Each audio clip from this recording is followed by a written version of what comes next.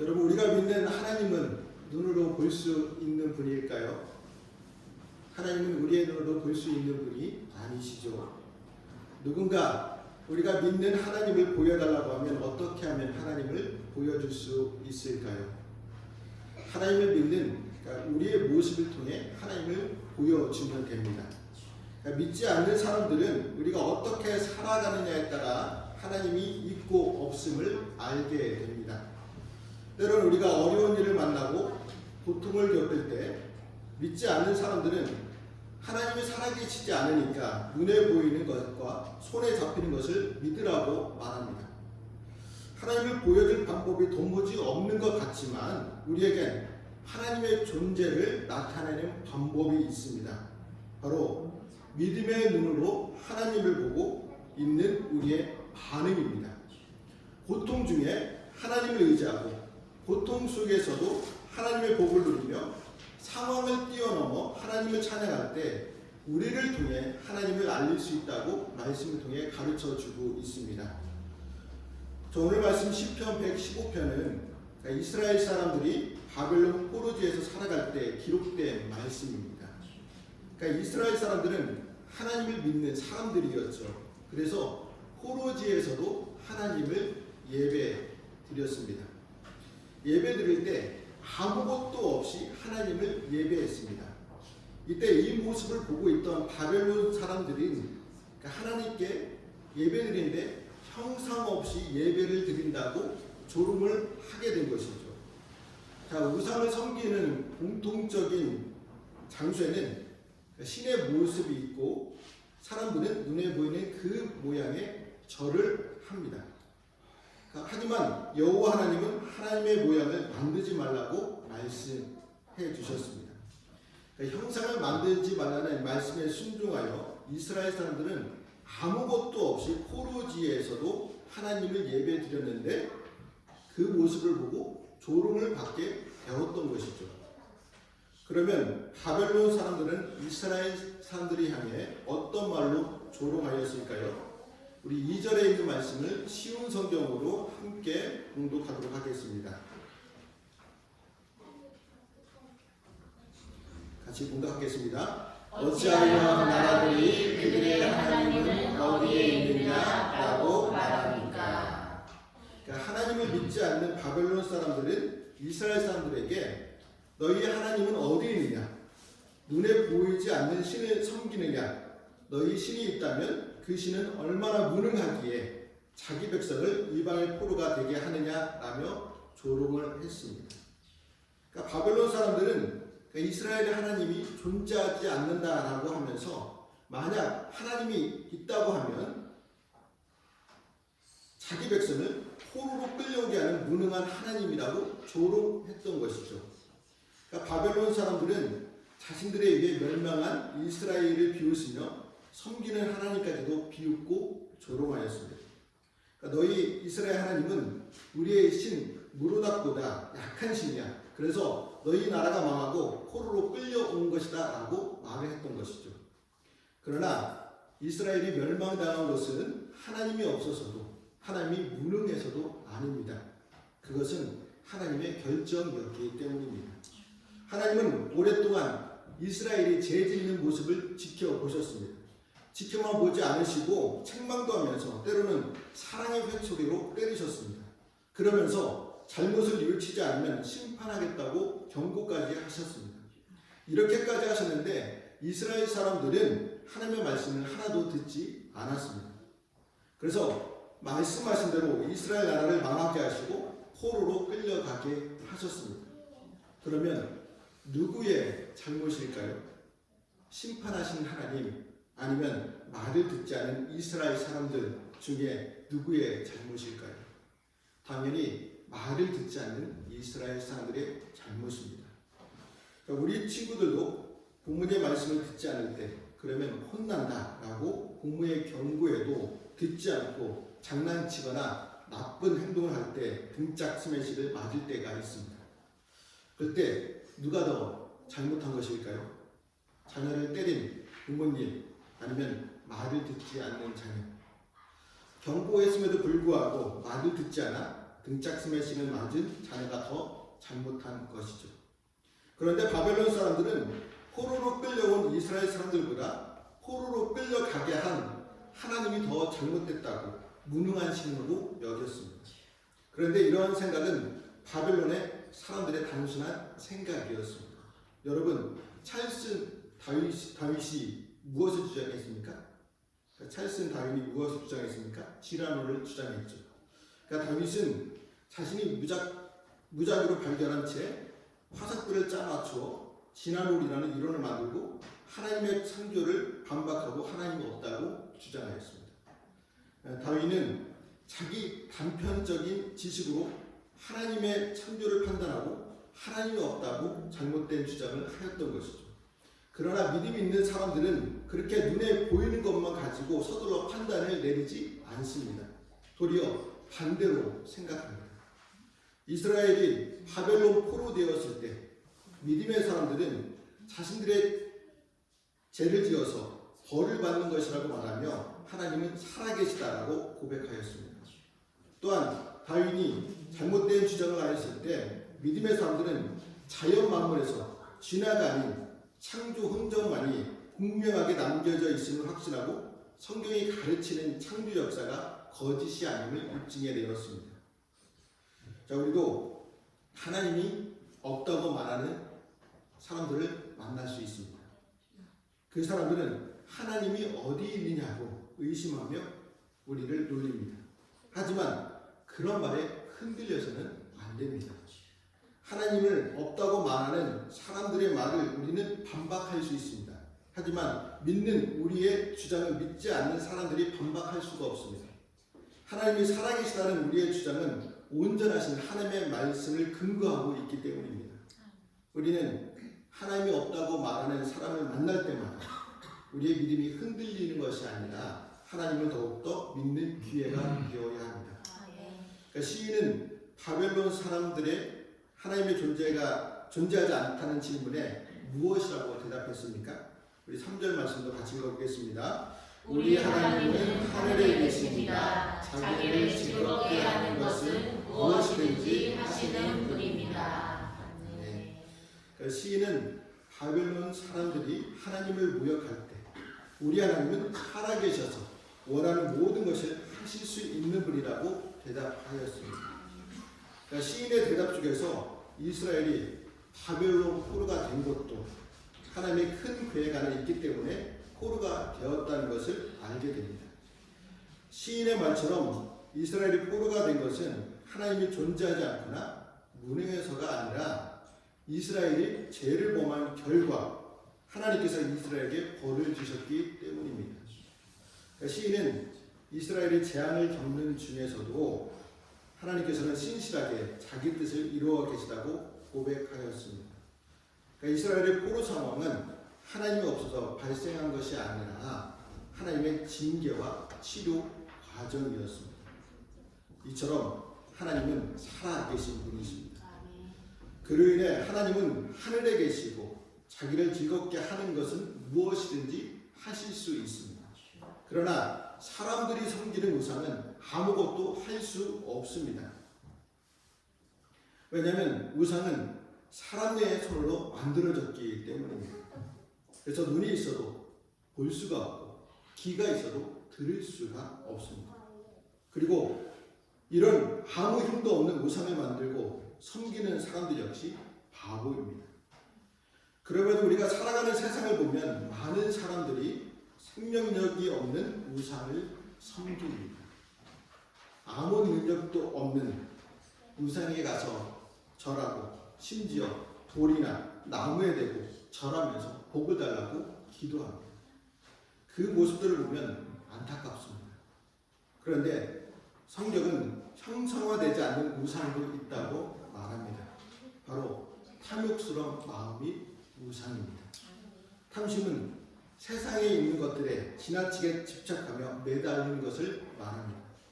대표적으로 돈에 대한 욕심, 성적인 욕심, 권세에 대한 욕심, 명예의 욕심 등이 있습니다. 이런 탐심이 우상 숭배가 되는 이유는 과도한 욕심 때문에 하나님과 멀어지게 하기 때문입니다. 하나님보다 더 사랑하는 것, 하나님의 질투를 불러일으키는 것, 하나님의 말씀을 불순종해 하는 모든 것이 우상 숭배입니다. 오늘 우리와 자녀들이 함께 예배를 드리고 있는데 우리의 자녀들은 너무나도 소중하고 사랑스럽습니다. 그런데 너무 지나치면 자녀가 우상이 될 수 있고 우리가 즐겨하는 취미나 특기가 우상이 될 수 있으며 일이나 공부, 친구나 이성 친구가 우상이 될 수 있습니다. 이처럼 우상은 지금도 우리 주변에 널리 퍼져 있습니다. 우리 자신도 모르게 우상 숭배자가 될 수 있습니다. 그래서 우리는 보이는 우상들을 섬기지 않고 절하지 않는 것에만 만족하지 말고 보이지 않는 세상에 대한 집착과 욕심이라는 우상을 조심해야 합니다. 이러한 우상 숭배는 하나님께서 가장 싫어하시는 죄라는 사실을 잊지 말아야 합니다. 우상을 숭배하는 사람들은 진리며 생명이신 하나님으로부터 멀어지게 됩니다. 계속 멀어지게 되면 결국 심판을 받게 되어 있습니다. 그래서 우리는 어떤 우상에게도 절하거나 자신을 맡기지도 지나친 욕심을 부리지도 말아야 합니다. 그러면 우리가 하나님을 의지하고 영원히 찬양해야 하는 이유가 무엇일까요? 우리 11절에 있는 말씀도 같이 읽어보겠습니다. 여호와를 두려워하는 여러분이여 여호와를 의지하십시오. 그분은 여러분을 돕는 방패가 되십니다. 아멘. 시인은 이스라엘 백성들에게 9절부터 11절까지 여호와를 의지하십시오. 그분은 여러분을 돕는 분이요 방패가 되십니다. 라고 하나님께서 결코 이스라엘을 버리지 않으셨다는 것을 강조하고 있습니다. 그러니까 이스라엘 사람들이 포로가 된 것은 사람들의 죄에 대해 하나님께서 벌을 내리신 것이지 하나님께서 자기 사람들을 완전히 버린 것은 아니었습니다. 벌받는 시간이 끝나면 하나님께서 자기 백성들을 온전히 회복시켜 주십니다. 하나님은 오히려 포로로 끌려온 사람들을 신실하게 돌보시고 방패가 되어 주셨기 때문입니다.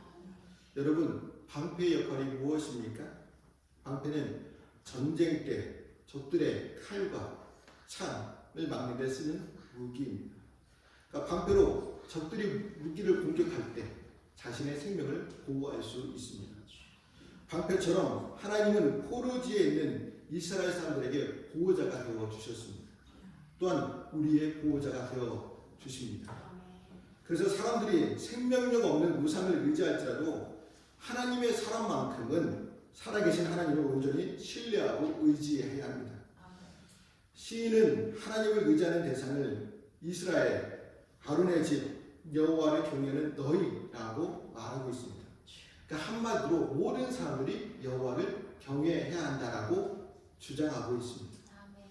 하나님은 자신을 의지하는 사람들을 항상 마음에 두고 계십니다. 하나님의 생각과 관심은 늘 하나님을 경외하고 의지하는 사람들을 향하여 있습니다. 사랑하는 여인들의 마음과 관심이 상대방에게 있는 것처럼 하나님의 생각과 관심은 자신을 사랑하는 사람들을 향해 온통 집중되어 있습니다. 그러니까 이사야 49장 15절과 16절 말씀을 보시면 여호와께서 대답하신다. 여자가 자기의 젖먹는 아이를 잊겠느냐? 자기가 낳은 아이들을 불쌍히 여기지 않겠느냐? 혹시 어머니가 자기 아이를 잊는다 하더라도 나는 너희를 잊지 않겠다. 보아라, 내가 내 이름을 내 손바닥에 적었다. 예루살렘아, 내가 언제나 내 성벽을 내 마음에 두고 있다라고 말씀해 주십니다. 갓난아기를 향한 어머니의 마음처럼 또한 자녀를 생각하는 우리의 부모 마음처럼 하나님은 우리를 향해 지대한 관심을 갖고 계십니다. 하나님은 우리를 향한 생각에서 끊임이 없으신 분이십니다. 사실 우리가 오늘 하루하루를 살아가는 것도 다 하나님이 우리를 잊지 않고 기억하며 은혜를 베푸셨기 때문입니다. 만일 하나님이 우리에게 베푸시는 은혜를 중단하신다면 우리는 한순간도 온전하게 살아갈 수가 없습니다. 그렇다면 우리는 우리를 향한 하나님의 생각과 관심에 어떻게 반응해야 할까요? 우리도 하나님과 동일한 반응을 보여야 합니다. 그러니까 우리도 항상 하나님을 생각해야 합니다. 하나님께서 귀하게 생각하는 것에 우리도 관심을 기울여야 합니다. 사도 바울은 로마서 12장 2절에서 이렇게 부탁하였습니다. 우리 말씀을 같이 읽어보겠습니다. 여러분은 이 세상을 본받지 말고 마음을 새롭게 하여 변화를 받으십시오. 그러면 여러분은 하나님의 선하시고 기뻐하시고 온전하신 뜻이 무엇인지를 분별할 수 있게 될 것입니다. 자, 우리도 우리를 향한 하나님의 사랑을 깨달았다면 하나님의 선하시고 기뻐하시고 온전하신 뜻이 무엇인지 분별하기 위해 노력하는 성도가 되어야 합니다. 우리를 향한 하나님의 사랑, 관심, 생각을 일방적인 것이 되지 않게 해야 합니다. 하나님의 은혜와 사랑에 대한 감사와 감격을 마음으로, 입술로, 더 나아가 삶으로 표현해야 합니다. 하나님께서 한결같은 은혜와 사랑으로 보살펴 주시는 것처럼 먹든지 마시든지 무엇을 하든지 하나님의 영광을 위해서 살아가야 합니다. 여러분, 우리의 인생의 성공과 실패는 누구를 의지하느냐에 따라 달라집니다. 하나님께서는 자신이 의지하는 사람들에게 복을 주십니다. 하늘과 땅 그리고 온 우주를 지으신 하나님께서 높은 자나 낮은 자나 차별 없이 은혜를 베풀어 주십니다. 이처럼 차별 없이 복을 주시는 이유는 이스라엘 사람들은 모두가 하나님의 언약 백성이 되었기 때문입니다. 그리고 우리는 예수 그리스도로 인해 하나님의 자녀가 되었기 때문입니다. 그래서 구원받은 우리는 하나님을 찬양해야 합니다. 죽은 사람이 하나님을 찬양할 수 있습니까? 죽은 자는 찬양할 수 없지만 이스라엘은 영원히 하나님을 송축할 것이라고 확신하고 있습니다. 시인은 17절과 18절에서 하나님께서 자기 사람들을 반드시 회복하실 것을 예언적으로 찬양하고 있습니다. 죽은 자는 여호와를 찬양하지 못한다. 오직 살아있는 자만 여호와를 찬양할 수 있다. 우리가 이제부터 영원히 여호와를 송축할 것이다 라고 고백하였습니다. 그러니까 시는 이스라엘을 향한 하나님의 구원이 반드시 성취될 것을 확신했습니다. 그로 인해 포로 상황에서도 구원의 확신을 가지고 소망 가운데 하나님을 찬양할 수 있었습니다. 이스라엘은 더 이상 죄와 사망에 매여 있는 종이 아니라 하나님을 통해 새 생명을 얻어 주님을 찬양하는 약속의 사람들이 되었습니다. 여러분, 찬양은 우리가 살아있다는 증거입니다. 하나님을 찬양하는 사람은 영원한 생명을 누립니다.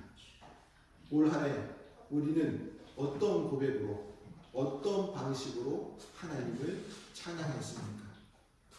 구원받은 하나님의 자녀이지만 하나님을 많이 찬양하지 못했다면 새해에는 더 많이 하나님을 찬양하시길 바랍니다. 아니, 시인이 고백하고 있는 것처럼 하나님의 나라에 들어갈 때까지 영원히 찬양하시기를 바랍니다. 오늘 시인이 고백하고 있는 것처럼 하나님을 믿지 않는 바벨론 사람들이 이스라엘 사람들이 향해 너희의 신은 죽은 신이며 무능력한 신이라고 조롱한 것처럼 세상 사람들이 우리를 향해서도 우리가 믿는 하나님은 죽은 신이다 라고 조롱할 수 있습니다. 그럴 때 우리는 세상의 모욕과 조롱에 주눅들지 말아야 합니다. 하늘에 계신 하나님을 더욱 의지해야 합니다. 그리고 하나님을 영원히 찬양해야 합니다. 2024년 하나님의 은혜로 지금까지 살아왔습니다. 은혜 아닌 것이 없었습니다. 새해에도 하나님께서 복과 은혜를 베풀어 주실 줄 믿습니다. 그러므로 우리에게 복과 은혜를 베풀어 주시는 하나님께 영원히 찬양을 드리는 성도님들과 우리의 자녀들 세상의 빛 공동체가 되시기를 주님의 이름으로 말씀을 드립니다. 기도하시겠습니다.